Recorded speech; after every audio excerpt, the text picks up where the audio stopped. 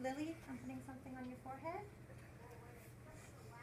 Logan, I'm putting something. I apologize, I think my hands are cold. Gavin, I'm putting something on your forehead. Keep your eyes closed. I don't know your name, but I'm moving your bangs. There we go. I think you hear my voice when I'm close. Silas. Lila, putting something on your forehead. Move your bangs.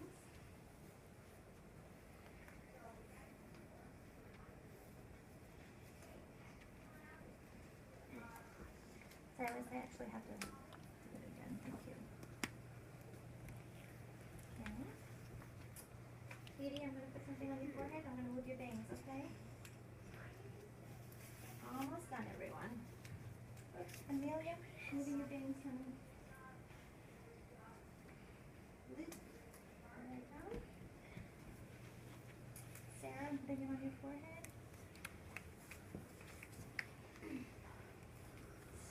I think it's Charlotte. I can't remember your name, but there we go. Allie, I'm going to put something on your forehead. Almost done, everyone. Thank you for being patient. And Liz, I'm putting something on your forehead. Directions are you do not talk in any way. I'm going to count to 3 and you're going to open your eyes. 1, 2, 3. No talking. I want you to arrange yourselves.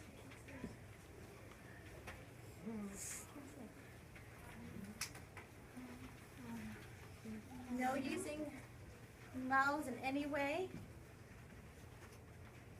You can arrange yourselves.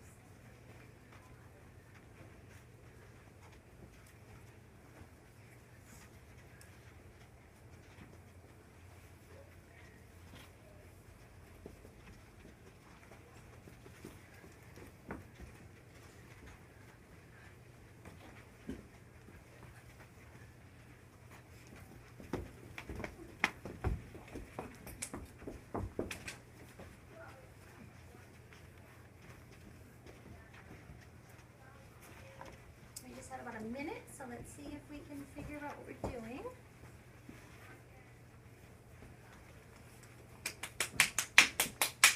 Actually, I think looks like we're good. Wait, let me see. So it looks like we have 2 groups. Oh wait, 3 groups. Silas, what happened? Did you try to get into a group? You can talk now. Yes. What happened? I saw when you were over here, they were all like pushing you away. Yeah, because he has a red. What? Yeah. Oh, you have a red. And what do we have? Oh, we have a group of blue and a group of yellow. This is yellow. Silas, how did you? I can't say. Okay, boys and girls, listen. Silas, how did you feel? I was like, I didn't know what color I was. Yeah, but how did you feel? I saw a couple, actually quite a few students. Every time you went near them, they like kind of pushed you away or pointed for you to get away. What did that feel like? I don't know. Were you uncomfortable maybe, or just confused? Yeah, I was confused. Yeah. How did it feel to be the person that was telling him to get away? Did you feel bad? Like, yeah. just get out of here. I was trying out so I saw there was more reds. Let's raise our hands. You felt like you were being mean? I saw there were no more reds and he was the only one. So did you pick up on that he was the only one that was red and had no place to go? I know what you were trying to do. Okay, just a second. How about we get back in our seats? Because I think we talk better when we're all sitting down. That's my circle. I take that thing off. You can take it off. Same. I'm a baby guy. You can turn them. Yes! Okay, fourth graders. You're a blue. To have this conversation, we need voices off. That way we're able to hear everyone fairly. On the count of 3, voices are off. 1, 2, 3. Good job. So it looks like, Silas, first I have to say thank you for being a good sport, because that is an uncomfortable position to be in. So thank you for doing a great job. Why do you think I had you do this? Raise your hand if you want to share. Katie? Because, like, there are differences. Like, there's one group and then there's the other group. And then, like, if you had a difference or a disability, you feel like you didn't fit in anywhere because you'd be all alone when there's 2 groups and they're just, like, pushing you away saying, don't go there. Yeah, and I think, Charlotte, you started saying how you felt mean when you had to push him away because he didn't fit in with your group, so it made you feel sad. I think that's what people with disabilities feel like. I think that's what they feel like. They feel sad because they don't have it. why don't they fit in? Can anyone share? Because don't we all have differences? Yeah. So why don't they fit in sometimes? Well, some people just don't think they fit in, so they push them away. But not like physically. They try to Right. do it mentally. Okay. Like by saying bad things to them. Oh wait, you're bringing up something I just thought of. So I have 3 kids. I have a 3rd grader, a 5th grader, and a 7th grader. And my 5th grader, at their school, they play kickball every day. But I heard in this school, you play kickball, but I think soccer is more popular. Well, so so my son, his name is Charlie, and this happened a lot when he was last year in 4th grade. And we all play kickball. However, he would come home every day and he was so frustrated and sometimes very sad. I'd be like, what's going on, Charlie? Why are you so sad? And he's told me that at his school, when they play kickball, it's always the same students that are the captains. And when they choose who's on their teams, they always pick the same friends first. And there's always a few friends at the very end that always just get left to just go on whatever team. They're always the last ones to get picked. And Charlie was one of those students that always got picked last. And he always felt bad. He'd just say, why? Why do they have to always pick the same kids? And he's like, well, maybe they're not being kind. But it's hard for Charlie to understand. Does something like that ever happen in this school? Do you ever see, especially in 4th grade, do you ever see anything like that? Maybe certain kids are always chosen first or picked? Katie, what do you think? Well, you feel like you don't fit in anywhere and no one really likes you because everybody's just letting everybody else get in, and you feel like they're just like the only people that they like, and they're just trying to. Like maybe they're all the same and that you are different because you're not in that group. You just feel uncomfortable, right? You almost feel rejected in a way sometimes. This might be a question that you might not want to answer, but does Charlie have a disability? Charlie does not have a disability. Okay. No? I really don't know why. He just probably doesn't play kickball as maybe as well as some of the other students. He's not as athletic as the rest of them. But you know what Charlie's really good at? Charlie plays the piano. And he does an amazing job. And he feels confident when he's playing. When he's doing kickball, it's others around him that's making him feel less insecure about how he plays because he gets picked last. So what I'm finding when I go into schools and I talk to especially 4th graders, because they're a lot older than some of the younger ones I talk to, they say sometimes, like if someone learns differently, or maybe they behave differently in class, sometimes kids do tease them and make fun of them. Does anyone think that ever happens? Have you ever experienced that? Maybe like at lunch or in kindergarten. I've actually done it once when I was tiny. Because of When my I last was little. name. There was, Your last name? when I was in kindergarten, there was this kid and he was really born differently. He didn't really know how, he wasn't really smart. He always interrupted the teacher. He didn't really do a lot. He didn't have a lot of friends, and I actually picked on him. And Thank you for sharing that story. So sometimes when someone does something differently, and sometimes it's more obvious than others, like if someone can't sit well in class, they may have something called ADHD. Have you heard of that before? Yep. Is it their fault? Did they choose to have that? No. Absolutely not. How we're born or what we get is what makes us who we are. And instead of thinking about, oh, I can't believe he just won't be quiet, what could be a different way we could think of it? What could be a way that we could actually turn that situation around? Katie? Thinking that if you were like him or her, that you would maybe do the same thing, because you wouldn't think the same as everybody else, or maybe Yeah. you would want to talk, but you wouldn't know, because maybe you didn't hear them. Don't we all need help at some time? And sometimes we need more help than other times?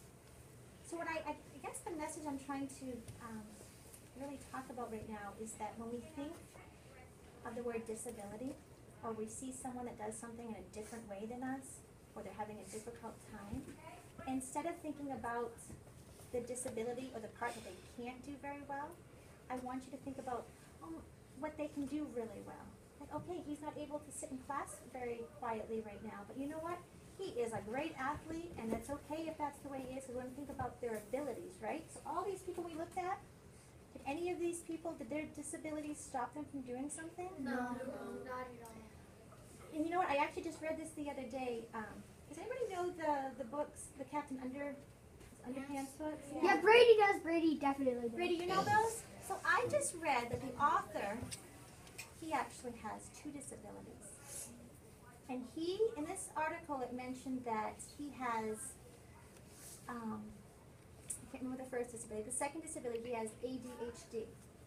And so in the article, it talked about when he was in school, how he was always misbehaved. And that the teachers used to bring him out in the hall because they didn't know how to handle him. And he didn't enjoy going to school because every time he was there, it was a challenge for him. He didn't understand why he was that way. It's just the way he was. And you know what? He's now a successful author, right? So he didn't use the things that maybe it made him difficult in school. His success still happened later. He was still able to do something. So I thought that was great when I was reading this article, of someone that really struggled in school, every day was difficult for them. He made it. And then actually someone mentioned that they think, I haven't read all the Captain Underpants books, but maybe those books actually, is it about him, do you think? Does that seem like it would be a connection there? I don't know. I haven't, does he write about maybe someone that misbehaves or something? So when you're reading those books, think about, maybe that is about him, but how successful he is now. Silas, you want to make a comment? You mean Dave Pickley? Yes, I can remember his name, yep. Dave Pickley? All right, well, Like pickle. I am just about to the end, and I can't forget these presents. Presents. What? Presents. Can I open Presents! Get the big Okay. one. Can I open one? So your class chose. I'll open it. Sometimes bigger is a noise. Gavin. Actually, I'm going to write it down. Thank you for listening. So I need all voices off so that everyone's able to hear. So this class chose this lovely, bright, colorful package for them. And this is for your teacher. And I'm actually going to open it for him. Yeah. So let me see what he gets. Ooh, I'm excited. What do I get? Sorry, there's nothing in there. Oh. Yes. Oh wait, let's see what this What if we don't get anything? Let me see. I knew I was running late this morning, but my goodness. Oh. I have some bookmarks. On the bookmarks it says dignity, pride, respect. But you know what? It's really not about what's inside the bag, right? Why do you think I asked you to choose which present you wanted? May, what are your thoughts? Because we probably picked that one because we thought maybe something bigger was inside it, and we thought if there was something in there, it wouldn't be much. Okay. I picked So, the white one when you- anyways. When you made your decision, you went by which bag maybe looked a little nicer?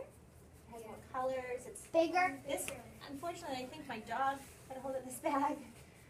Yes. The reason that I went for the white one is because of a story I heard once. Oh. So there's a man. He lives in like a really broken down house. One day he goes exploring for the woods, hoping to find something. He finds a little house with a woman in it. He stays for a bit. He has something to eat. He sleeps. He takes a little nap. And when he leaves, the woman says, "Before you leave, please let me give you a gift." And she pulls out 2 boxes, a small box and a big box.